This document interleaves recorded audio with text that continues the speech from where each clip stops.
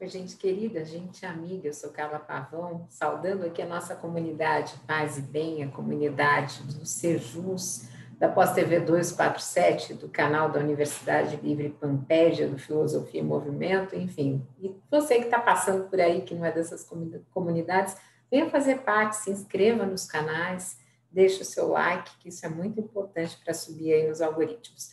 Bom, hoje eu vou continuar um estudo com vocês de José M. Castilho, A Humanidade de Jesus, que é um livro que eu tenho gostado muito de ler, porque ele dialoga muito com as questões espíritas. E eu vou sinalizar isso, sem querer dizer quem é melhor, quem é pior. Nós não estamos mais nesse grau, né, de querer medir forças. Aqui é o diálogo amoroso, interreligioso, plural. Então, eu vou só dizer por que ele dialoga com o multiverso espírita e fica para as nossas reflexões. Mas, de novo, para quem não assistiu o outro sobre a humanidade de Jesus, José Maria Castilho, ele é de Granada, nasceu em 1929, é doutor em teologia pela Universidade Gregoriana de Roma, lecionou em Granada, Roma e Madrid e foi professor convidado em São Salvador, sendo fundador e membro da direção da Associação de Teólogos e Teólogas João 23. Neste livro aqui, o trecho que eu separei hoje para nós conversarmos, em parte eu vou ler, em parte eu vou conversar com vocês, se chama Encontrar Deus em Nossa Humanidade. E daí, como é que ele começa? Ele fala o seguinte, 16 de julho de 1944, Dietrich Bonhoeffer, escreveu na prisão de Tegel uma das célebres cartas ao seu amigo Eberhard Bethge, na qual dizia: esta é a diferença decisiva em relação às outras religiões. A religiosidade humana remete o homem em sua necessidade ao poder de Deus no mundo. Assim, Deus é o Deus ex machina, ou machina aqui. Mas a Bíblia nos remete à debilidade e ao sofrimento de Deus. Só o Deus sofredor pode nos ajudar. Neste sentido, podemos dizer que a evolução até a idade adulta do mundo, de que antes falávamos ao dar fim a toda falsa imagem de Deus, liberta o olhar do homem para o Deus da Bíblia, o qual adquire poder e lugar no mundo graças à sua impotência. E aí, um pouco mais adiante, Bonhoeffer vai dizer o seguinte: os cristãos estão com Deus em sua paixão, isto é, o que nos distingue dos pagãos. Não conseguistes velar comigo por uma hora? Pergunta Jesus no Getsemane. Isto é a inversão de tudo que o homem religioso espera de Deus. O homem é chamado a sofrer com Deus no sofrimento que o mundo sem Deus inflige a Deus. Primeira consideração que quando nós falamos de Jesus, nós não consideramos, para nós, espíritos de Jesus não é Deus. Jesus é um espírito puro que passou pela terra.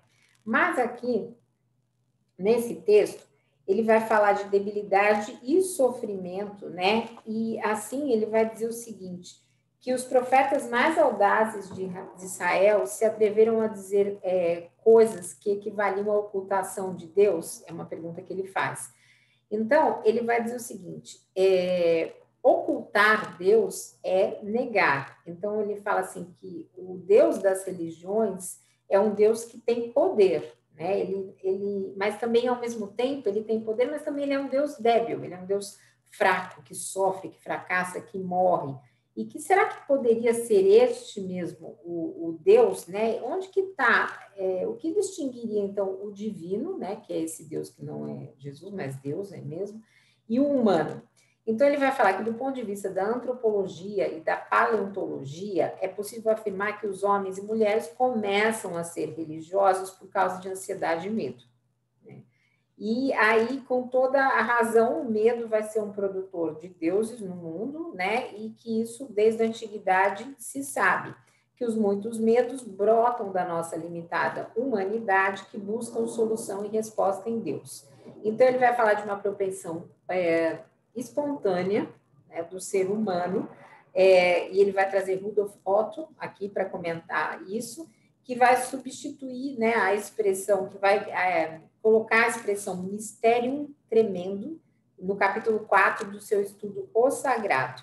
Então, ele vai dizer o seguinte, que é imprescindível, ao falarmos de Deus, nós olharmos para a história do transcendente, né? O transcendente está lá. E o que é isso, né? O transcendente? O transcendente é pensar e falar Deus a partir de uma condição humana nossa, e, portanto, a partir do humano, e com isso, todas as coisas que nós pensamos ou dizemos de Deus a partir da nossa imanência não passam de representações humanas que nós mortais fazemos do transcendente, porque nós não conseguimos ainda entender esse transcendente. Então, é um Deus que está a partir da nossa humanidade. E a partir deste Deus, nós vamos falar, a partir disso, nós vamos falar do lugar do sagrado, ou do lugar do divino, ou do lugar do sobrenatural, porque nesses pressupostos todos religiosos e teológicos, eles são o quê? Representações da nossa imanência. E se são representações da nossa imanência, eles estão profundamente ligados à nossa realidade, aquilo que nós conhecemos, razão pelo qual o transcendente não é objeto possível de estudo e dessa experiência.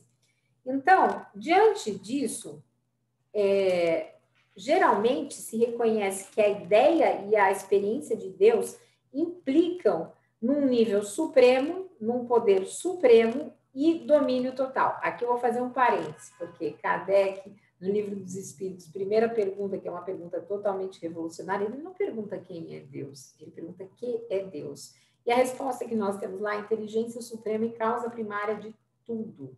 E a partir disso, ele pergunta sobre os atributos divinos, que eu vou comentar depois, quando chegar numa outra parte desse texto aqui para vocês. Então, ele vai dizer o seguinte, que os teólogos da religião mais antiga, né, por exemplo, na religião da Mesopotâmia, a partir do segundo milênio, depois eles vão entender Marduk como o Deus mais importante da Babilônia, que era um Deus semítico, né, que era Baal, senhor dos senhores e rei dos reis. Depois vai ter um Deus grego que é o Quírios, né, e o Quírios, que é também dominus em latim, é déspota, é tirano, né, porque inclusive ele tem essas equivalências de déspota e tiranos. E aí ele vai dar uma série de denominações que representam esse Deus a partir de representações humanas que revelam uma ânsia de poder e de dominação. Nós estamos vendo isso nesse momento. Gente, só um minuto, eu vou parar aqui e vou tirar aqui o som do meu WhatsApp, que tem gente aqui me mandando o WhatsApp. Depois eu conto para vocês do que se trata. Bom, vamos lá. E aí ele vai dizer o seguinte, que na história da Igreja Antiga, se sentiu a necessidade de formular o primeiro credo oficial da Igreja Universal, o qualitativo fundamental que se atribuiu a Deus na definição do primeiro concílio ecumênico de Nicéia, em 325, é de Pantocrátor, que é o Todo-Poderoso, o Senhor do Universo e de todos os cosmos. E a partir de Diocleciano, os imperadores de Roma se apropriaram desse título. E com ele tem um turbulento mandato aí, o Constantino, que deve ter se sentido protegido. Então, esta denominação litúrgica oficial da Igreja, ela invoca um Deus que é onipotente e que é quase sempre, que não é misericordioso. Aí que eu digo que ele, quando ele faz essas críticas, ele dialoga muito com o multiverso espírita, porque entre os atributos divinos que nós temos no Livro dos Espíritos está um Deus que é onipotente, ele é onipresente, mas ele é infinitamente justo e bom e amoroso.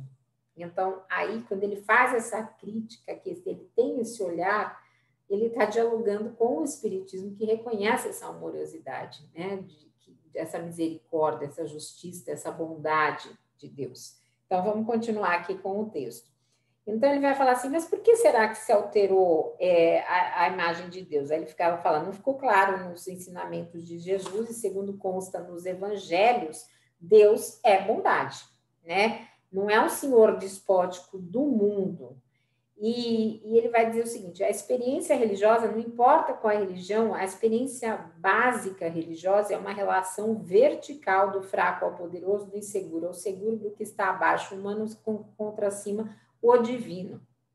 Aqui, de novo, quando ele tece essa relação, quando ele fala sobre isso, ele dialoga muito com o multiverso espírita, porque nós não temos essa hierarquização, né? Eu já ouvi muitos católicos, inclusive, dizendo o seguinte: o espiritismo é uma bagunça, porque todo mundo fala em nome do espiritismo, não tem uma escola que forme sacerdotes, quer dizer, nós temos uma escola que forma pensamento crítico e diálogo, que é a Universidade Livre Pampédia, onde eu estou terminando a minha pós-graduação em pedagogia espírita, muito feliz, e consegui que várias pessoas próximas a mim se matriculassem para esse ano 2021, ainda dá tempo. Se você não se matriculou, passe por lá. Mas o que acontece é o seguinte, ele vai dizer o seguinte, que os dirigentes da religião costumam apresentar-se, assim como os fiéis os veem, como homens, raramente são mulheres, exceto em algumas religiões, ele deve estar falando das de matriz afro, que se situam num nível superior, são dotados de poderes sobrenaturais e têm privilégios distintivos. E esta superficialidade de compreender a religião é que se fez desde o iluminismo, porque se interpretou os fatos religiosos, segundo ele, que se chama de Priestatuk. O que é Priestatuk? Ele vai dizer que essa expressão alemã, que é muito repetida, quer dizer manipulação dos sacerdotes em benefício próprio. E é evidente que na religião isso pode existir, e que, no fundo, o fenômeno religioso ele vai oferecer um marco para a interpretação e orientação que dê sentido para as pessoas que se deparam com esse problema. Então, nós sabemos que a religião faz isso através de crenças, de rituais, de tradições, nas quais exerce um papel determinante os mediadores. E aqui ele coloca entre parênteses quem seriam esses mediadores. Sacerdotes, rabinos, imãs, xamãs, pastores e bonzos. Nós, espíritas, dialogamos com esse texto dele na medida em que nós acreditamos o seguinte, que não é preciso de nenhum intermediário para ter essa experiência com Deus. É cada um por si. Aí também é outra crítica que a gente ouve das religiões institucionalizadas, e por isso que existe a discussão dentro do movimento espírita, se somos religião ou filosofia, né? Se tem um aspecto religioso, e os progressistas aceitam pouco essa denominação de religião, e estão muito mais voltados à questão filosófica, de construção de valores, porque justamente nós não temos rituais, não temos sacerdotes, não temos intermediários, e não temos uma organização. É claro, nós temos no meio conservador a FEB, que dita regras, mas para a gente, para os progressistas da FEB, nem é espiritismo, é uma outra religião que eles criaram lá e chamam de espiritismo. Mas, então, aqui, quando ele faz essa reflexão, dialoga muito com aquilo que que nós, né, estamos trabalhando, eu, Dora Encontre, a Universidade Livre Pampédia, o Sejus, então dialoga muito. Então, ele vai falar assim, rituais, por tudo isso, rituais são importantes na religião, especialmente rituais de submissão daqueles que aceitam e praticam e se submetem. Esses rituais não se limitam a uma região determinada, mas são amplamente implantados e aceitos em todo o planeta. Salientes as primeiras manifestações conhecidas do religioso, que não são as teofanias ou as revelações de Deus. Muitos milhares de anos de antes da aparição de Deus neste mundo, surgiram os ritos religiosos. Nós, também no multiverso espírita, não temos ritos religiosos, embora as pessoas divulguem a questão do evangelho no lar, de água fluídica e de passos. Na verdade, por exemplo, eu faço, né, eu tenho um dia na semana que eu faço uma ligação maior com Deus. Fora as minhas preces todas, tem um dia na semana e um horário que eu determino e falo, olha, neste eu vou estudar e vou conversar com os meus guias espirituais e vou me ligar mais a Deus. Mas isso não necessariamente é um ritual no movimento conservador. Eu defini isso porque me faz bem. Então, esse também, mas isso não impede que todos os dias eu esteja em prece, em oração, e elevando o pensamento a qualquer momento, não preciso de um horário, de um dia determinado, não é uma crítica também a quem tem esse tipo de ato, sistema simbólico. E aqui ele vai falar o seguinte, Do fenômeno religioso na pré-história, o que sabemos são principalmente os rituais relacionados à morte, à sepultura, ao sacrifício e à lembrança e ao destino dos defuntos, coisa que está amplamente documentada desde o Mesolítico. Inclusive, antes, no Paleolítico Superior, a religião entendida como um sistema simbólico que alude a outra realidade já existia e com muita probabilidade. Entretanto, voltando ao tema básico da submissão, né, de todos, quando nós entramos num ambiente religioso, isso eu tive um casamento com um arquiteto, né, que terminou recentemente, e ele me dizia que o ambiente religioso, ele é feito, a arquitetura religiosa, ela é feita toda para você se sentir menor. Quando você entra na igreja, você se sente pequeno, porque o Altíssimo está lá, né? Até então eu não tinha observado essa condição do espaço.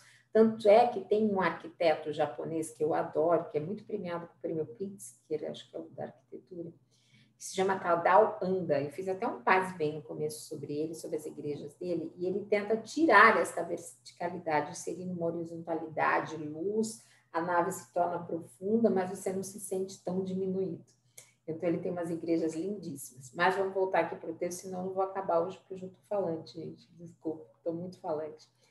Então, ele vai falar o seguinte, que também, quando entramos numa igreja, né, nesse ambiente do sagrado, abaixamos a voz, nos inclinamos, nos ajoelhamos, inclinamos a cabeça, beijamos as mãos e os pés de uma imagem. Outra coisa que nós não temos no universo espírita, imagens, não temos. Não temos isso de ter que beijar a mão. No movimento conservador, eles põem luzes, põem o som, manda falar baixo, tem as famosas frases, o silêncio é uma prece, mas nós que estamos construindo essa proposta aí de espiritismo dialógico e semeando espiritualidade, somos bastante diferentes dessa realidade aí, que é uma outra religião, a gente não sabe muito bem o que é. É um espiritismo meio New Age, enfim. Bom, vamos lá. Ele vai dizer o seguinte, que durante séculos, países da Europa e da América foram frequentes ao longo da Idade Média nas procissões de flagelados e penitentes, ou nas tradições como a visitar Roma, de beijar os pés do Papa e vê-lo na Basílica de São Pedro, na sédia gestatória, carregado nos ombros por serviçais. Isso eu já fui ver no Vaticano, o Papa lá. Ele vai falar, o sentimento de submissão ao poder supremo de Deus, manifestado na pessoa do seu representante oficial na Terra, o Papa, alcança sua formulação mais forte no Dictatus Papai de Gregório VIII, em 1075, um documento com 27 axiomas, onde se diz, entre outras coisas, no número 9, que só o pontífice romano tem direito a que lhe beijem os pés todos os príncipes. E esse projeto de submissão, ele foi formulado, né? Ele teve a pretensão numa bula que se chama Unam Sanctam de Bonifácio VIII, de 1303, onde submete-se ao Romano Pontífice, o declaramos, o dizemos e definimos e pronunciamos como inteiramente necessário para a salvação de toda criatura na Terra. Imagina um homem sendo isso. Então, inclusive, no movimento progressista espírita, é até difícil, porque nós temos muito senso crítico, às vezes acabamos criticando um pouco mais além da conta, né? E nós não temos uma pessoa que nós seguimos, né? No meu caso, eu tenho muita proximidade com as ideias e os ideais e os valores da Universidade Livre Pampédia, da Dora, que eu trouxe aqui para o canal Paz e Bem, tive essa felicidade, ela aceitou, mas tudo é dialogado filosoficamente, amorosamente, criticamente, a gente conversa, né? Não seguimos um guru, não temos gurus, né? Então, ele vai dizer o seguinte, a convicção fundamental que perpassa todas essas práticas e ideias no critério de fundo é que é a chave de todo o resto. Trata-se da ideia segundo a qual Deus não é encontrado na relação com o humano, mas na submissão ao divino, mediante a dominação e até a mortificação de tudo aquilo que expressa a nossa desastrada humanidade. Então, aqui também eu tenho uma relação com esse texto, porque para nós, o humano é um processo educativo para chegar até Deus. Então, nós não negamos a nossa humanidade, nós a vivemos como um processo mesmo contínuo de educação, de aprendizado com os nossos defeitos, com os nossos problemas todos. Ele vai falar, essa ideia expressa e contagia um critério organizativo da vida, da convivência da sociedade, que sustenta no convencimento de que o humano está viciado pelo pecado, causa maior de nosso sofrimento com Deus.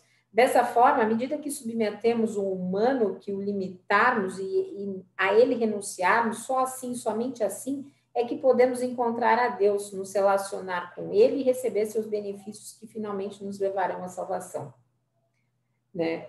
A gente brinca não. Tem um texto de Allan Kardec que é muito sério, que diz: fora da caridade não há salvação, né? Que ele tira o eixo da questão da salvação do humano e coloca na caridade. Hoje em dia, como essa palavra já foi muito apropriada pelas ideologias mais à direita, nós dizemos, principalmente no Sejus, fora da justiça social não há salvação, ainda mais num país tão desigual como o nosso. Mas esse diálogo aqui é importantíssimo, porque ele vai apresentar uma proposta neste livro que é, a partir de uma teologia como essa, de olhar o humano e olhar a nossa relação com este divino.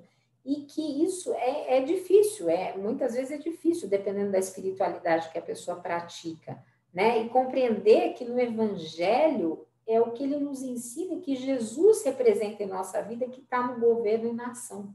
Aqui ele diz, no governo e na ação da igreja. Para nós, espíritas, nem é da igreja, é da nossa vida, porque se nós temos Jesus como modelo e guia da humanidade, então a humanidade é abraçada nesse momento. E foi aí que eu adorei esse texto de hoje e resolvi trazer para vocês. Eu fico estudando aí nas horas vagas, é um hobby que eu tenho, é o conhecimento, a leitura, o estudo. E espero que vocês tenham gostado, gente. Um beijo grande, deixem aí seus comentários, lembrando, 6h30 tem Caminhos do Espiritismo. Nós precisamos dos likes de vocês, das curtidas, porque o Caminhos do Espiritismo é um projeto que fala, que está desde o começo do canal, depois do Mauro, foi o primeiro programa que veio para o canal, e é um projeto construído coletivamente e democraticamente. Se vocês olharem o que nós já temos de pessoas que passaram pelo Caminhos do Espiritismo, então estamos trazendo cada vez mais, sempre aumentando a participação feminina. Então, assim, é muito valorizado esse diálogo do que as pessoas estudam, pensam e trazem. E isso é que é o espiritismo progressista, que é um espiritismo que dialoga. Então, nós precisamos das curtidas de vocês, dos likes, nesse programa também e em todos os programas do Paz e Bem. Vem aí projeto novo do Pedro Lima Vasconcelos, né? Já, talvez quando vocês virem esse vídeo já tenha começado. Temos o Faustino, mas nós temos o Semeando Espiritualidade. Aí, se você perdeu, tem alguns que são muito legais, tem um mais recente com o Reginaldo Prandi. Então, passem por lá, gente, e nos ajudem a construir esse canal como vocês têm feito até aqui. Um beijo grande e até a semana que vem. Paz e bem, gente. Paz e bem.